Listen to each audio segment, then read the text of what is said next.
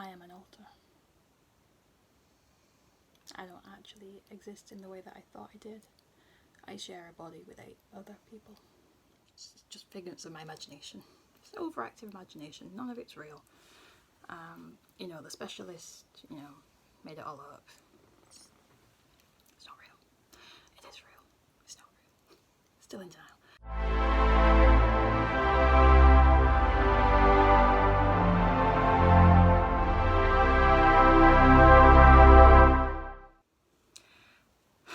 So, I'm not going to give you my full life story because it's been a long life. It's going to be a bit boring. Narrow it down to the past couple of years because that's the only bit that's relevant, because before then I wasn't aware of any of this at all. And even with the awareness is freaky, and I am really big for denial. Really big for denial. I can just deny things. I have like a really big denial bubble. I'm like, no, it's fine. Everything's fine. It's like if you see the picture of like the little dog in the pub with like fire everywhere going, this is fine. That's me. When I'm off in like Danni land, which most people that know me is aware of Danni land, that's actually an altar. Who knew? She is effectively at the beginning of Guardians of the Galaxy 2. We've got Baby Groot dancing around as everyone's having a big battle. That's me. Dancing around, completely oblivious to life and the suffering around me, or the pain that I'm going through, which makes it look like I don't care, or that I'm not suffering. When I am, I have a very big disconnect from emotions. So a couple of years ago, I separated from my husband. We were together about 10 years, married for about 5. That's where my son came from. I was a single mom. I was running the business the way that I wanted to. And everything was awesome. I was snowboarding, I was rock climbing, I was out with my dogs hiking, I was driving all over the place doing work. I was brilliant, like absolutely brilliant. Been as good as I had been for a very long time. I met someone new. He was awesome, like not obsessed. I fell for this guy like hugely. We had a really good relationship. Everything was awesome.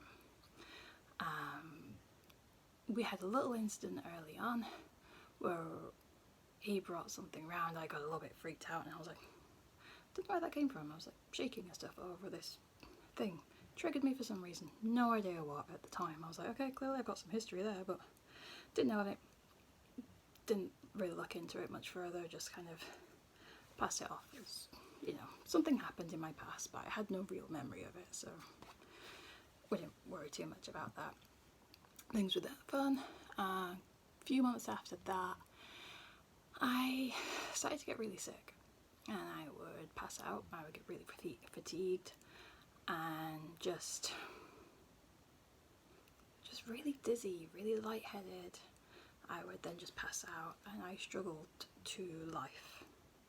So I was struggling to get out of bed, I was struggling to walk my dogs, I was struggling to do anything that I would normally do.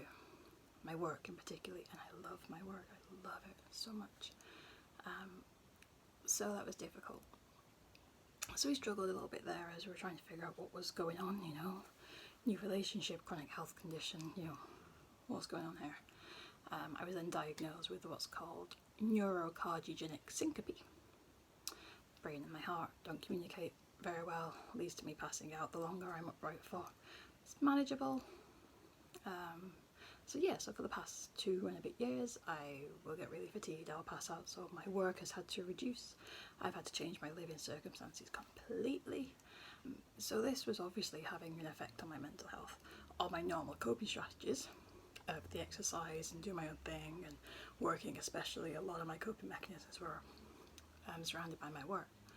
I wasn't able to do anymore, and that had a really big effect on me. As a side effect, had a big effect on my relationship. You know, he was really understanding, but there's a degree as to how far you can push someone, you know. So the relationship got a bit hard. He did some stuff that I felt was a betrayal. He didn't see it that way. He thought we could deal with it. I thought I could, and, you know, kind of was like, well, you know, it's not a big deal. We're happy now. Let's focus on the now. And we did, and there were parts of it that he started to see that my behaviour started to change. And he said that it was like talking to different people. 5, in fact. He said I had 5 modes. Actually, I have 9 alters. Who knew? All of them are part of it, it's just a couple of them that he identified. There's 2 in each one, but I'll do another video to introduce that side of stuff, because I don't really... It's hard for me to believe it. I understand that there's still a lot of denial around that. So, because I had these cycles of behaviour, you know, he wasn't coping very well with me, I wasn't coping very well with me, my work was suffering. So obviously, you know, I went into counselling and I was like, this stuff needs to be dealt with, because, you know, something isn't right here. And a year ago, just before I started the counselling, a year ago pretty much to this sort of time frame, at the minute we're in December, I was on a night out with a friend of mine, and he had his drink spikes, unknown to me, and ended up attacking me in a not so pleasant way when we were back at his house, and I dissociated from it completely. It was like I was watching it happening and not be able to do anything, and I remember coming back into it and the whole thing was just weird, and I was like, no, it's fine. The denial was really strong around it. I kind of knew it, I could explain it, and then I couldn't, and then I would. I was more worried about the fact that my friend had this drink spike than me. It wasn't until later on, when I saw the bruises on my body, that it kind of registered that what happened actually happened to me. Like, to me. My friend, you know, attacked me. And then I was like shaking and struggling, and then we did all the police sort of stuff, and after that I had huge flashbacks of memories that had been repressed for over a decade, of stuff that had happened in my teen years and a bit before. And I wasn't sleeping, I was waking up, screaming, waking up, feeling like I was being strangled. I would wake up in tears.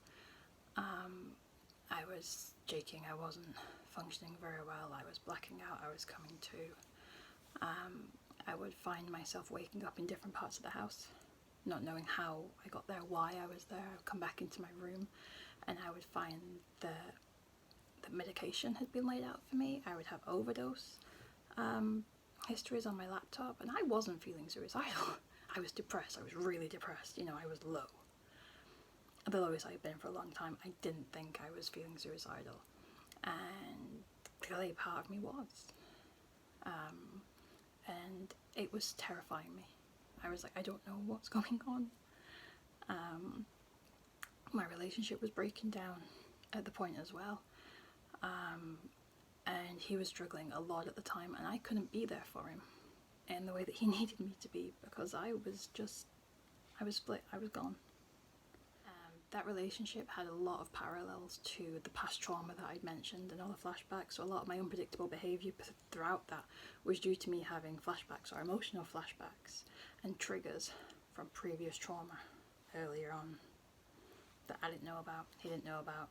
When he was arguing with me, he was arguing with an alter. Everything he didn't like about me is one alter. And that's really hard for me to take in, is that I didn't end the relationship. He didn't end the relationship with me, he ended it with her. A different me.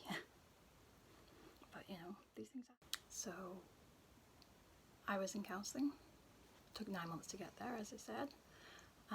And I remember explaining some of these events to my counsellor, and I'm telling her, in her words, were some of the most horrific things she had ever heard.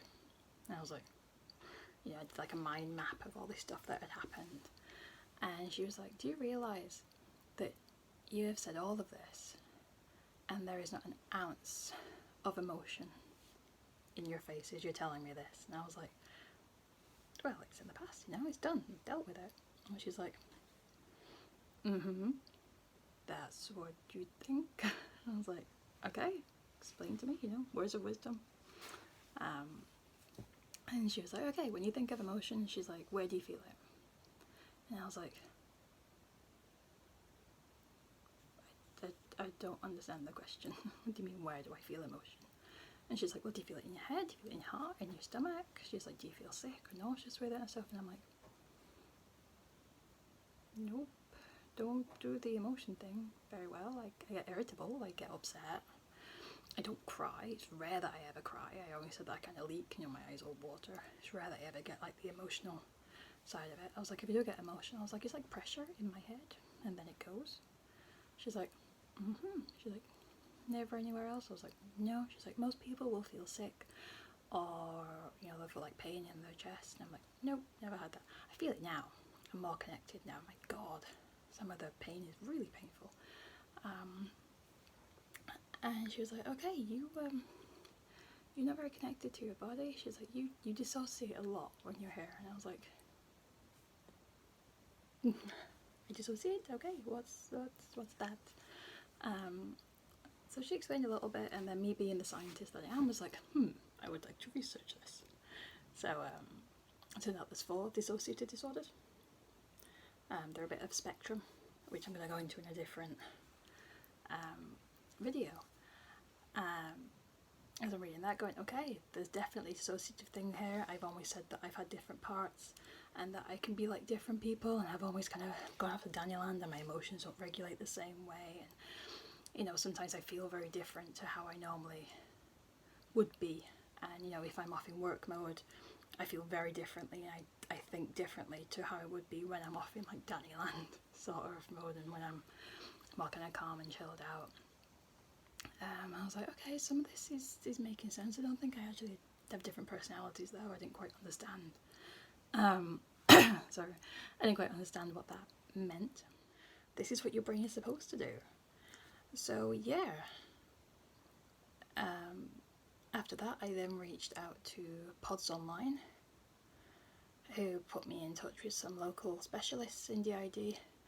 I went to see Dr. Mike Lloyd, who ran me through the SCID full assessment thing. Takes a few hours. I thought maybe I was OSDD, so not like full. I thought maybe it was just a little bit, but no. Turns out I have dissociative identity disorder, and yeah, this is me, raw. I feel like I am committing professional suicide by doing this, but you know what, if people want to judge me based on the fact that I have a mental health disorder, well, illness, that I have had my entire life, and not on the credentials or the past decade of work. You know, I mean, I've presented internationally at conferences. You know, I'm pretty good at my, I'm really good at my game, my work. I'm top of my game, sort of thing. If people want to judge me on that, then fine. I don't want to work with you. So yeah, join me, like, subscribe, all that jazz. All that jazz. That's one of my others. And yeah, thank you for listening to my story, and look forward to seeing you on this journey.